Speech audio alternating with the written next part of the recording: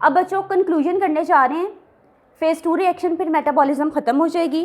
Phase 2 reaction में जी हमने कहा आपके जो एंडोजेनस सब्सटेंसेस हैं वो मेजर रोल प्ले करते हैं। अगर मैं एंडोजेनस सब्सटेंसेस की बात करूँ, मेरे एंडोजेनस सब्सटेंसेस ने किसी ना किस्म का कोई कंपोनेंट हमें ड्रग को डोनेट करना है ताकि मेरी जो ड्रग है वो पोलर नेचर में आ जाए, ऐसे ही है। तो इट मीन्स जो मेरी न्यूट्रिशन है, बेसिकली मेरी न्यूट्रिशन इसके अंदर एक इम्पॉर्टेंट रोल प्ले कर रही है, ऐसे ही है, ठीक है बच्चों। फेज़ 2 रिएक्शंस अगर मैं इसको कंपेयर करूँ फेज़ 1 रिएक्शन के कंपैरेटिवली, तो phase 2 reactions are more faster, उनका catalysation is more faster as compared to phase 1 reactions. अच्छा, आपके जहन में क्या आता है, हम लोग फेज़ 1 से फेज़ 2 में आए, अब क्या ड्रग बॉडी से एक्सक्रीट हो गई, एलिमिनेट हो जाएगी? नहीं भाई, ऐसा नहीं है। अगर जी मेरी ड्रग फेज़ 1 से फेज़ 2 में आगे, अगर आप कॉन्सेप्ट रखेंगे जी अब इसने एलिमिनेट होना है, अब ये पोलर होगी, नहीं, ऐसा नहीं होगा। This is not the true detoxification. True detoxification नहीं है, because we have studied the drugs जो जब फेज़ 2 के अंदर कॉन्जुगेशन में आती हैं उसके बाद भी वो एक्टिव हो जाती हैं, ठीक है। एग्जाम्पल्स हम लोग स्टडी करेंगे आगे जाकर। फिलहाल जी ये याद रखो कि अब मेरी ड्रग, हमारा मकसद था, मेटाबॉलिज्म का मकसद यही होता है ना कि किसी तरह ड्रग एक्सक्रीट हो जाए, इनएक्टिव हो जाए, हम लोगों के लिए टॉक्सिक ना रहे। लेकिन भाई कुछ भी आइडियल नहीं है, कॉन्जुगेशन के बाद भी ड्रग्स एक्टिव हो सकती हैं, कॉन्जुगेशन के बाद, मेटाबॉलिज्म के बाद भी आपके पास जो मेटाबोलाइट्स बनते हैं दे कैन बी टॉक्सिक, ठीक है।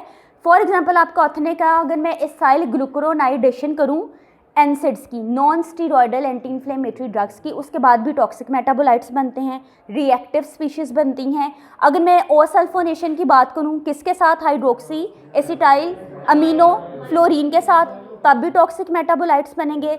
एक एग्जांपल जो हम लोगों ने एसिटाइलेशन के अंदर डिस्कस की थी that was of isoniazid. Isoniazid की एन एसिटाइलेशन हो रही थी, आइसोनियाजिड ने आपको जी टॉक्सिक मेटाबोलाइट दे दिया। कौन सा टॉक्सिक मेटाबोलाइट था वो? Acetyl hydrazine. एसिटाइल हाइड्राजीन भाई वो भी टॉक्सिक था। कैसे टॉक्सिक था? हेपेटोटॉक्सिसिटी कॉज करता था, ठीक है। सो भाई टॉक्सिसिटीज़ आपके पास मेटाबॉलिज्म के बाद आ सकती हैं, ज़रूरी नहीं कि हार्मफुल ऐसी सब्सटेंस आपके पास बने। भाई उसके बाद जी मैं बात करती हूँ कि अगर मेरे ड्रग की एसिटाइलेशन होगी, कॉन्जुगेशन होगी, फेज़ 2 रिएक्शन हो गया, उसके बाद जी मेरे पास ज़रूरी नहीं कि इनएक्टिव ड्रग हैं, एक्टिव भी आती हैं। आपके ऑथर ने लिख दिया कि अगर मैं सल्फोनेशन की बात करूँ, किसकी सल्फोनेशन की बात करूँ? माइनॉक्सिडिल की। बच्चों माइनॉक्सिडिल आपके पास एंटी हाइपरटेंसिव ड्रग है, हाइपरटेंशन के पेशेंट्स के अंदर इस्तेमाल करते हैं। ड्रग की सल्फोनेशन हुई, सल्फोनेशन के बाद आपकी ड्रग मोर पोटेंट वायजोडाइलेटर के अंदर कन्वर्ट हो जाती है, यानी कि वो ज़्यादा इफेक्टिव है। तो मेरी ड्रग इनएक्टिव तो नहीं ना हुई बल्कि मज़ीद एक्टिव होगी। इस केस में मेरे पास मेटाबॉलिज्म से पहले जो माइनॉक्सिडिल थी दैट वाज प्रोमाइनॉक्सिडिल, ठीक है। अच्छा, माइनॉक्सिडिल की टैबलेट्स भी आपके पास अवेलेबल है मार्केट में, ठीक है। कभी किसी ने सुना माइनॉक्सिडिल के स्प्रेज? 2% एंड 5% का स्प्रे आपको मार्केट में मिलता है। अभी आगे देखेंगे, लोग अपने स्कैल्प के ऊपर यूज़ करते हैं ना। देखो क्या मकसद होता है हेयर ग्रोथ के लिए, क्या मकसद होता होगा? जहाँ झड़ जाते हैं बाल दोबारा आ जाते हैं, कैसे?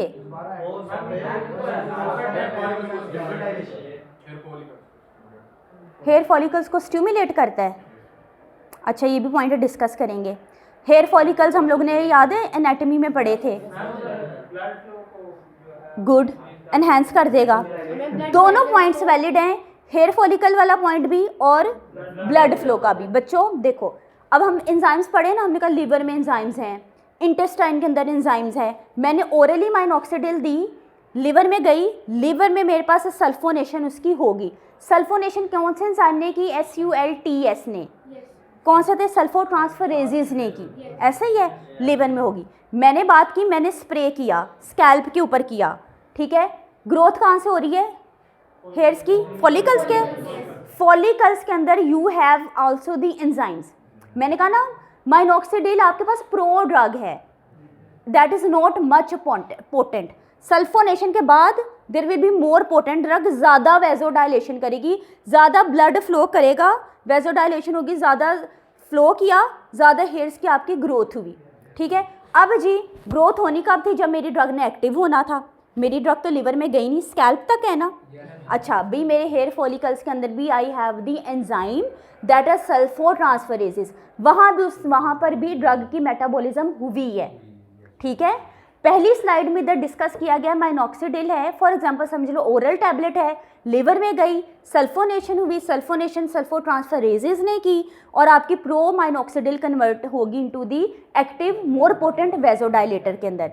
नेक्स्ट स्लाइड में देखो जी, माइनॉक्सिडिल का अगर मैं हेयर स्प्रे करती हूँ, ठीक है, प्रो ड्रग थी, मेटाबॉलिज्म अब कहाँ होगी, फॉलिकुलर, कौन करेगा मेटाबॉलिज्म इसकी, फॉलिकुलर सल्फो ट्रांसफरेजेस, ना कि लिवर के सल्फो ट्रांसफरेजेस कर रहे हैं। ठीक है, माइनॉक्सिडिल का अब एक्टिव बन गया, सल्फेट ग्रुप अटैच हो गया, एक्टिव क्या है, माइनॉक्सिडिल सल्फेट, दोनों केसेस में minoxidil sulphate that is more potent. Hypertension के लिए ले रहे हो तो आपको आपका ब्लड प्रेशर कम करेगी, सर्कुलेशन बढ़ाएगी, स्कैल्प के लिए ले रहे हो हेयर ग्रोथ करेगी। ठीक है, अब बच्चों इधर भी हम जेनेटिक एक फैक्टर को भी इसके साथ लिंक कर सकते हैं। भाई आपके जो एंजाइम हैं, जीन्स इसके लिए कोडिंग कर रहे हैं ना, because these are the proteins. कुछ ऐसे इंडिविजुअल्स हैं जिसके अंदर सल्फो ट्रांसफरेजेस ज़्यादा हैं, कुछ में सल्फो ट्रांसफरेजेस कम भी हो सकते हैं। ठीक है, ऐसा ना कुछ लोगों को कहते हुए सुना मैंने स्प्रे किया मुझे तो फ़र्क नहीं पड़ा, कुछ लोग कहते हैं मैंने स्प्रे किया मेरे लिए तो बहुत अच्छा स्प्रे था। भाई आपके भी this is the genetic factor, उस जिस बंदे को, जिस पेशेंट को, जिस इंडिविजुअल को फ़र्क पड़ा है उसमें सल्फो ट्रांसफरेजेस का काउंट ज़्यादा था। ठीक है, तो ये जेनेटिक फैक्टर्स हैं जो आपके ड्रग की उसने मेटाबॉलिज्म को अफेक्ट किया, क्यों उसके अंदर सल्फो ट्रांसफरेज ज़्यादा था, ज़्यादा मेटाबॉलिज्म हुई, ज़्यादा एक्टिव ड्रग बनी और उसको फ़र्क पड़ा। ठीक है बच्चों, देखो नेक्स्ट स्लाइड में आपको ब्लू कलर में ड्रग नज़र आ रही है, माइनॉक्सिडिल इसका जेनेरिक है, ब्रांड कौन सा है, माइनॉक्सिन, माइनॉक्सिन। ओके, अब जी कौन सी फार्मास्यूटिकल कंपनी है, ब्रुक्स। ठीक है, परसेंटेज कितनी है इसमें ड्रग की, ब्लू वाले पैक में कितनी है, 5%। नेक्स्ट में देखो पिंक कलर का नज़र आ रहा है, हम लोग स्किन के ऊपर यूज़ कर रहे हैं ना, टॉपिकल सोल्यूशन है ये। ठीक है, इसमें कितने परसेंटेज है आपके पास, 2%। कंपनी कौन सी है, ब्रुक्स। इस माइनॉक्सिडिल का ब्रांड कौन सा है, माइनॉक्सिन। ठीक है, ओके जी। अब जी मैंने आपको एक चीज़ बताई कि माइनॉक्सिडिल की सल्फोनेशन हो गई बच्चों। अच्छा, अब जी मेरी ड्रग अगर मैं माइनॉक्सिडिल की बात करूं, हम उसको एज ए रेफरेंस ले लेते हैं, खाली एक प्रोसेस नहीं उसके ऊपर हो रहा, मल्टीपल प्रोसेसेस हो सकते हैं। भाई लिवर तक गई, मैंने ओरल ड्रग ली, लिवर तक गई, हमने एक प्रोसेस पढ़ लिया सल्फोनेशन, ठीक है, उसकी ग्लूक्रोनाइडेशन भी हो सकती है, हाइड्रोक्सीलेशन भी हो सकती है। देखो सल्फोनेशन से हाइड्रोक्सीलेशन से सब ज़्यादा कंपैरेटिवली कौन सा रिएक्शन हो रहा है, ग्लूक्रोनाइडेशन। फिर आपके ऑथर ने लिख दिया कुछ ऐसे मेटाबॉलिक प्रोसेसेस होते हैं जिसके हमने कैटेगराइज क्लासिफिकेशन नहीं की, हमने कह दिया दिस ऐसे भी मेटाबॉलिज्म हो रही है जिसमें कंपोनेंट्स आपके बन रहे हैं, डिफरेंट कंपोनेंट्स थोड़ी थोड़ी माइन्यूट क्वांटिटी में बन रहे हैं, हमने कह दिया these are the uncharacterised polar compounds. Clear.